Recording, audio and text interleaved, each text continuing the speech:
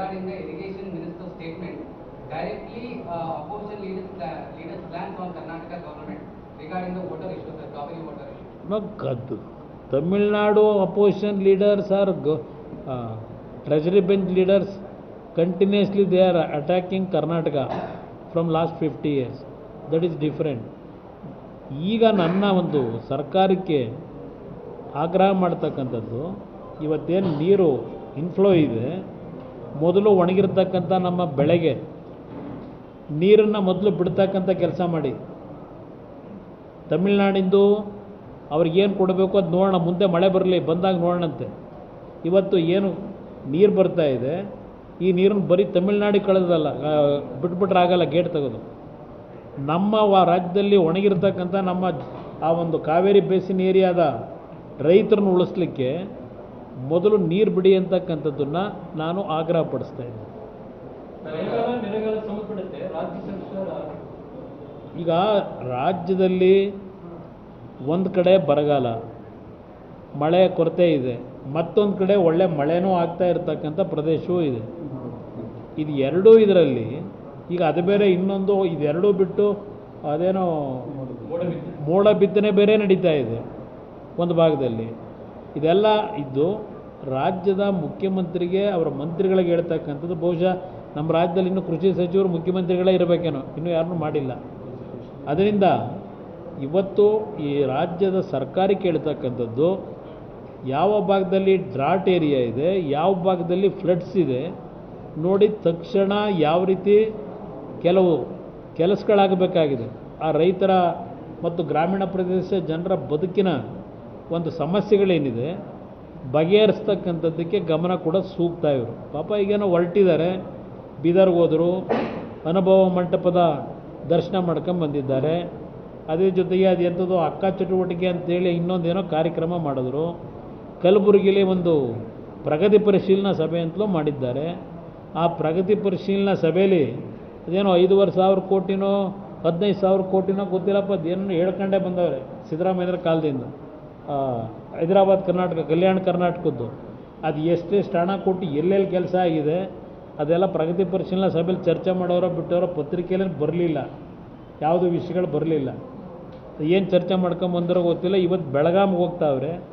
ಬೆಳಗಾವಿಲಿ already ಮಹಾರಾಷ್ಟ್ರದ ಧಾರಾಕಾರ ಮಳೆಯಿಂದ ಇವತ್ತೇನು 1 ಲಕ್ಷ 1.5 ಲಕ್ಷ ಕ್ಯೂಸೆಕ್ಸ್ ನೀರು ಆಲ್ಮಟ್ಟಿಗೆ ಹರಿದು ಬರ್ತಾ ಇದೆ.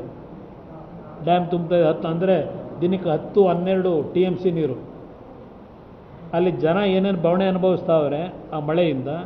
ಇನ್ನೊಂದು ಕಡೆ ಮಳೆ ಆಗದೆ ಜನಗಳ ಬರಗಾಲದ ಪರಿಸ್ಥಿತಿ ಏನಿದೆ, ಆ ಮನೆ ಬಿದ್ದವರು, ಬೆಳೆ ಹಾನಿ ಆದವ್ರದ್ದು ಅವ್ರಿಗೇನು ಸಂದೇಶ ಕೊಡಬೇಕು ಅದೆಲ್ಲ ಕೊಟ್ಟು ಬರೋ ಸೂಕ್ತ ಅಂತ ನಾನು ಅವರಿಗೆ ಸ್ವಲ್ಪ ಒತ್ತಾಯ ಮಾಡ್ತೀನಿ ನಿಮ್ಮ ಮುಖಾಂತರ.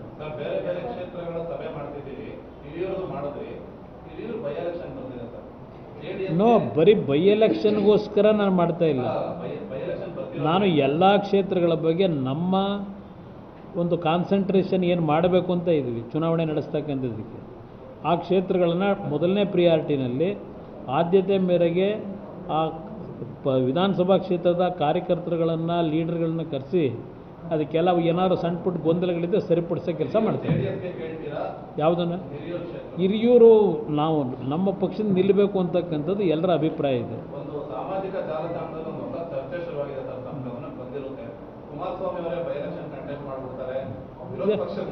ನನಗೇನು ಬರೀ ಬೈ ಎಲೆಕ್ಷನ್ನು, ಆ ಎಲೆಕ್ಷನ್ನು, ಈ ಎಲೆಕ್ಷನ್ ನಿಲ್ಲದೇ ಕೆಲಸನ? ಆ ಪ್ರಶ್ನೆ ಇಲ್ಲ. ಈಗ ನಾನು ಕೇಂದ್ರದಲ್ಲಿ ನರೇಂದ್ರ ಮೋದಿಯವರ ಸರ್ಕಾರದಲ್ಲಿ ಮಂತ್ರಿ ಏನಿದ್ದೇನೆ, ಹಲವಾರು ಜವಾಬ್ದಾರಿ ಕೊಟ್ಟಿದ್ದಾರೆ. ಆ ಜವಾಬ್ದಾರಿ ನಿರ್ವಹಣೆ ಮಾಡ್ತಕ್ಕಂಥದ್ರ ಕಡೆ ನನ್ನ ಗಮನ. ಅದರ ಜೊತೆಗೆ JDS ಮತ್ತು BJP ಮೈತ್ರಿ ಪಕ್ಷದ ಮುಖಾಂತರ ಕರ್ನಾಟಕದಲ್ಲಿ ಇಂಥ ಒಂದು ಕೆಟ್ಟ ಸರ್ಕಾರ ಏನಿದೆ ತೆಗಿತಕ್ಕಂಥ ನಿಟ್ಟಿನಲ್ಲಿ ನಾನು ಹೋರಾಟ, ಇದು ಒಂದು ನನಗೊಂದು ಜವಾಬ್ದಾರಿ ಇದೆ. ಆ ಕೆಲಸ ಮಾಡ್ತೇನೆ.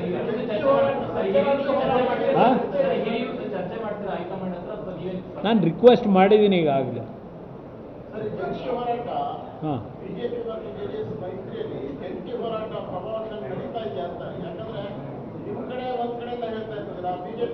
ಯಾವುದನ್ನ ಯಾವ್ದು ಹೇಳಿ?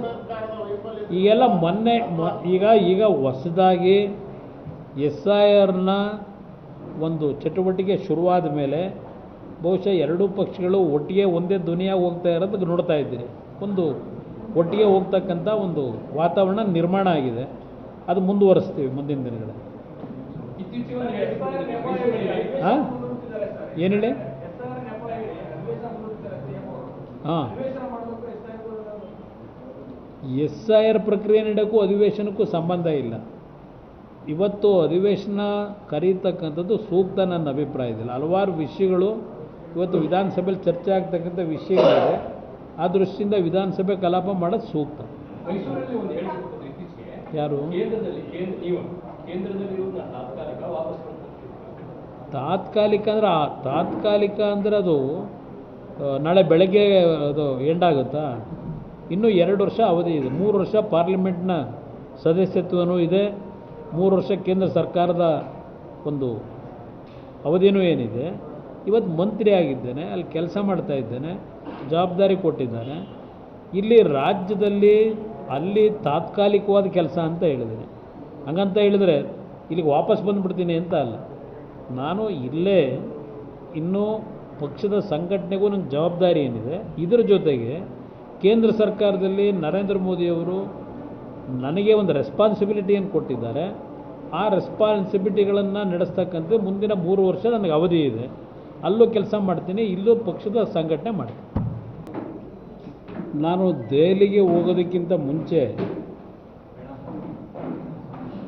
ಏನೋ ಒಂದು ರಾಜ್ಯದಲ್ಲಿ HMT ಕಾರ್ಖಾನೆಯ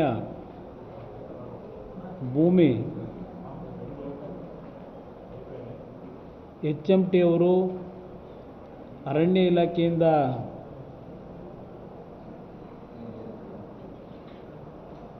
ಲಪಟಾಯಿಸಿದ್ದಾರೆ ಅಂತಕ್ಕಂಥ ರೀತಿಯಲ್ಲಿ ಒಬ್ಬ ಅಧಿಕಾರಿ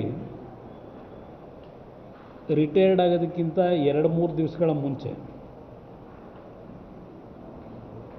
ಈ ಒಂದು ನೋಟಿಸನ್ನು ಇಶ್ಯೂ ಮಾಡೇನು ಹೋದರು. ಅದಕ್ಕೆ ನಾನು ನಿಮ್ಮಗಳ ಮುಂದೆ HMTಯ ವಿಷಯದಲ್ಲಿ ಕೆಲವು ಪ್ರತಿಕ್ರಿಯೆ ವ್ಯಕ್ತಪಡಿಸಿ ಹೋಗಿದ್ದೆ.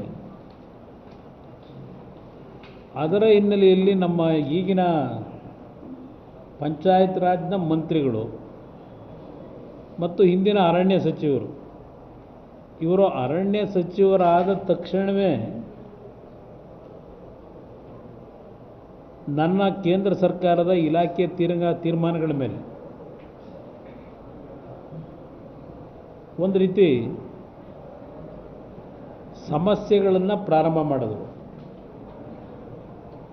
ಅದರಲ್ಲಿ ಪ್ರಮುಖವಾಗಿ ಯಾವೊಂದು ಕುದುರೆಮುಖ QSL ಕಂಪನಿ ಏನಿದೆ ಆ ಕಂಪನಿಗೆ ನಾನು ಕೇಂದ್ರದಲ್ಲಿ ಮಂತ್ರಿ ಆದ